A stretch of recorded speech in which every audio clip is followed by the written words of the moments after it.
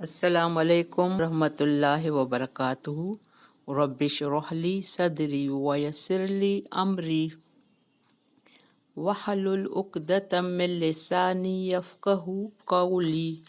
رب زدنی علما، اللہم فقہنا فی الدین، اللہم توفیقی الا باللہ، اللہم انی اسألک علما نافعا، رزقا طیبا، عملا متقبلا۔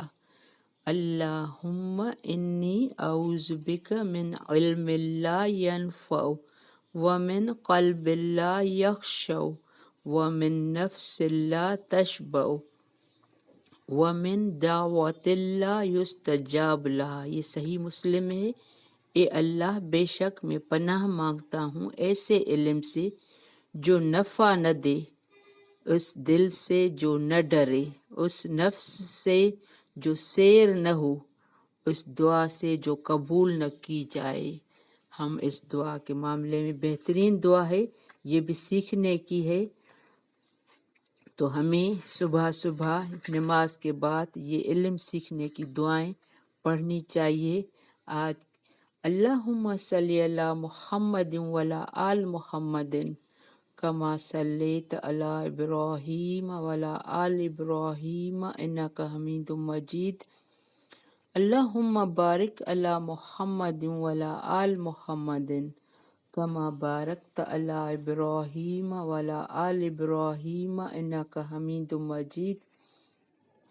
آج کی تجوید اسٹارٹ کر رہے ہیں۔ سورۃ البقرہ آیت نمبر 251۔ اعوذ باللہ من الشیطان الرجیم، بسم اللہ الرحمن الرحیم۔ فہزموہم بِإِذْنِ اللَّهِ وَقَتَلَ دَاوُودُ جَالُوتَ وَآتَاهُ اللَّهُ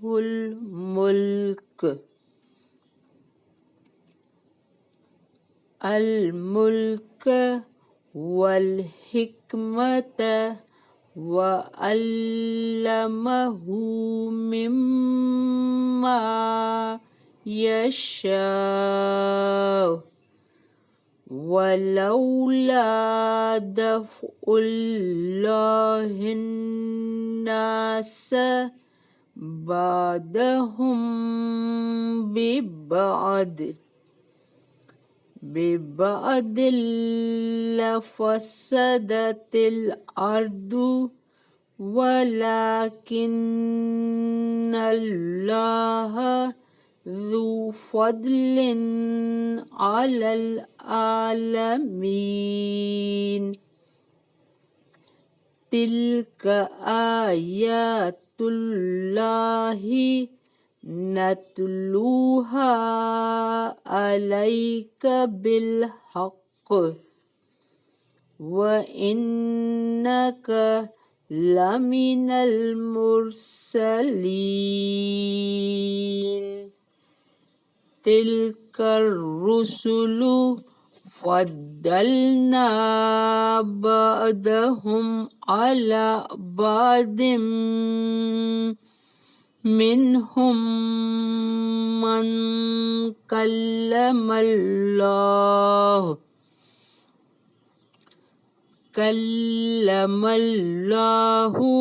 ورفع بعضهم درجات، وآتینا عیسی ابن مریم البینات وأیدناہ بروح القدس،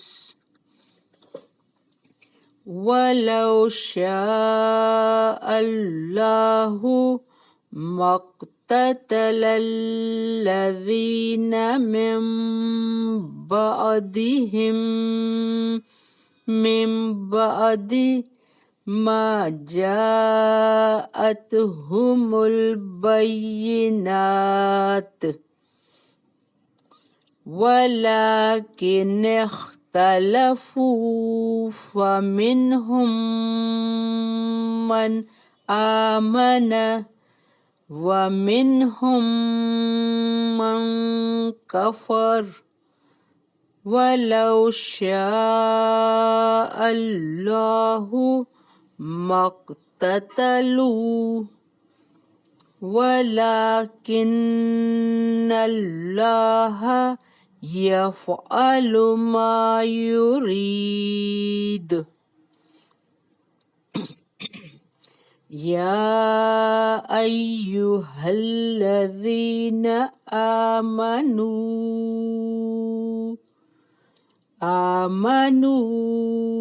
أنفقوا مما رزقناهم من قبل أن يأتي يوم لا بيع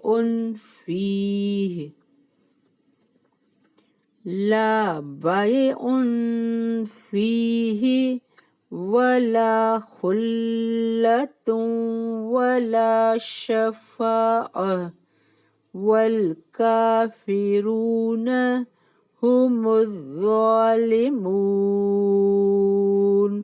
بارک اللہ فی. ہم یہاں اسٹاپ کر رہے ہیں 254 پر.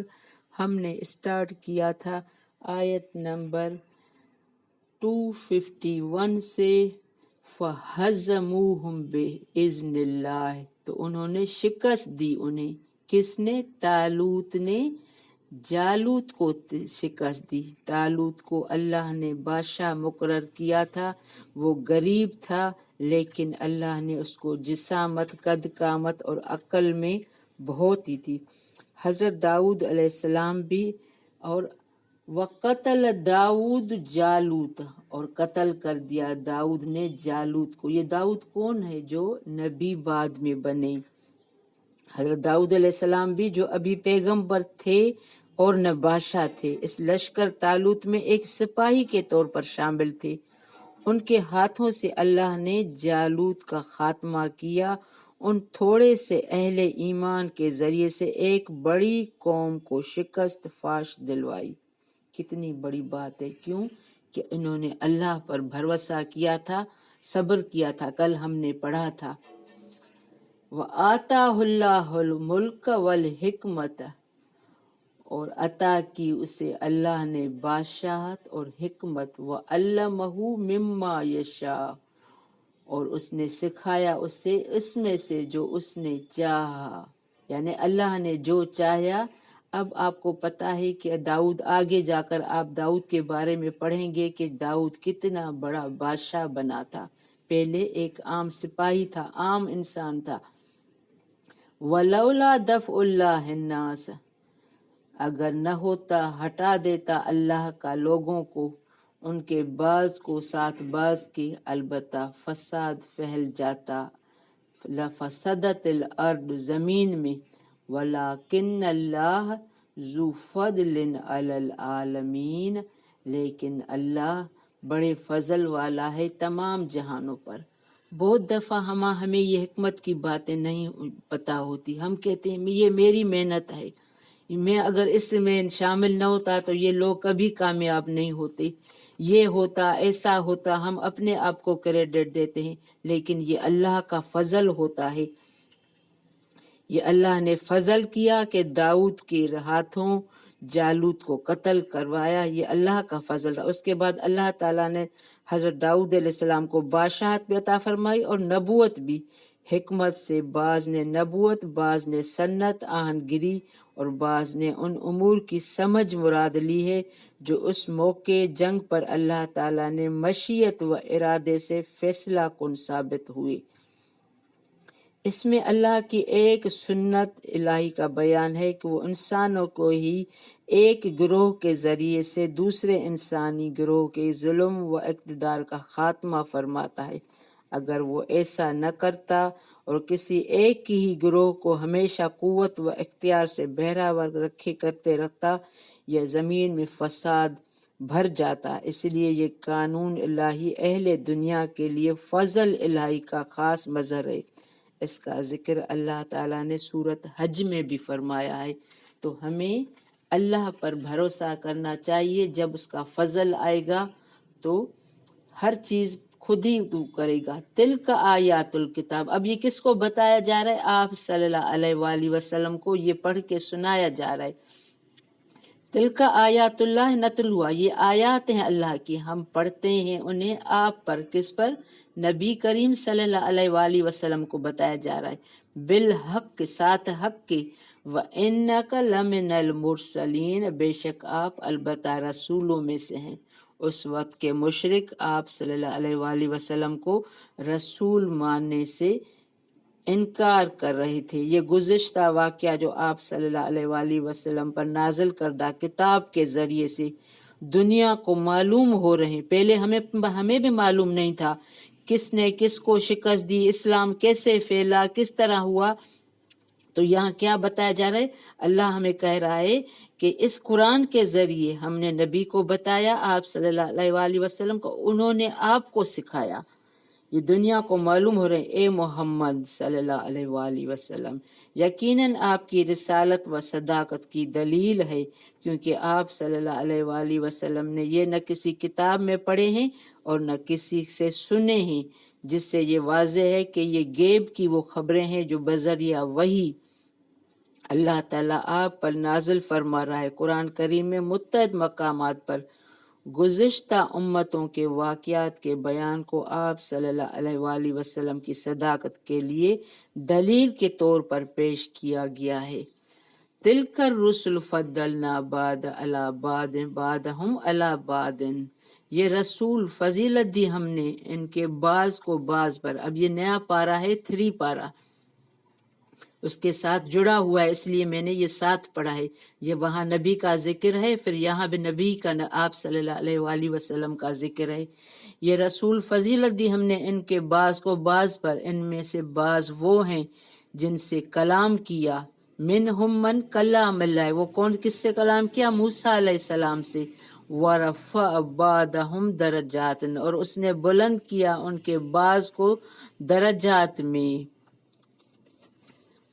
کہ جیسے آپ صلی اللہ علیہ وآلہ وسلم کا درجہ سارے نبیوں میں افضل ہے۔ سارے نبی، سارے رسول اپنی اپنی امت کے لیے، لیکن آپ صلی اللہ علیہ وآلہ وسلم پوری انسانیت کے لیے نبی، یہ بھی ایک فضیلت ہے، درجہ ہے۔ وَآتَيْنَا عِیسیٰ ابْنَ مَرْیَمَ الْبَیِّنَاتِ، اور دی ہم نے عیسیٰ بن مریم کو واضح نشانیاں۔ کون سی نشانیاں؟ ان کو یہ کہ وہ اللہ کے حکم سے وہ لوگوں کو، مرے ہوئے لوگوں کو زندہ کرتے تھے، کوڑ والے انسانوں کو وہ شفا دیا اللہ کے حکم سے۔ وَأَيَّدْنَاهُ بِالرُّوحِ الْقُدُسِ، اور قوت دی ہم نے اسے ساتھ روح القدس کی۔ وَلَوْ شَاءَ اللَّهُ، اگر چاہتا اللہ، مَا قَتَلَ الَّذِينَ، نہ باہم لڑتے، الَّذِينَ مِن بَعْدِهِم مِن بعد، وہ جو تھے ان کے بعد ما جاءتہم البینات، اس کے جو آ گئی ان کے پاس، جاءتہم البینات، واضح نشانیاں، وَلَٰكِنِ اخْتَلَفُوا فَمِنْهُمْ، لیکن انہوں نے اختلاف کیا۔ ان کے پاس کیا نشانیاں تھی؟ اس مضمون کو اللہ تعالیٰ نے قرآن مجید میں کئی بار بیان فرمایا ہے۔ مطلب اس کا یہ نہیں ہے کہ اللہ کے نازل کردہ دین میں اختلاف پسندیدہ ہے، یہ اللہ کو سخت ناپسند ہے۔ اس کی پسند رضا تو یہ ہے کہ تمام انسان اس کے نازل کردہ شریعت کو اپنا کر نار جہنم سے بچ جائیں۔ اسی لیے اس نے کتابیں اتاری، انبیاء علیہ السلام کا سلسلہ قائم کیا، تاکہ نبی کریم صلی اللہ علیہ وآلہ وسلم پر رسالت کا خاتمہ فرما دیا۔ تاہم اس کے بعد بھی خلفاء اور علماء وقتاً فوقتاً بھیجتے رہے، جنہوں نے دعوت حق، امر بالمعروف اور نہی عن منکر کا سلسلہ جاری رکھا۔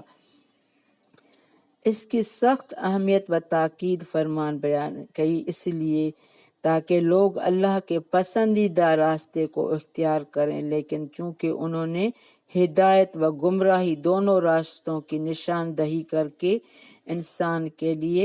انسان کو کوئی ایک راستہ اختیار کرنے پر مجبور نہیں کیا۔ اب یہ اللہ نے دونوں راستے ہمیں سکھائے ہیں، لیکن لوگوں نے اس میں اختلاف کیا۔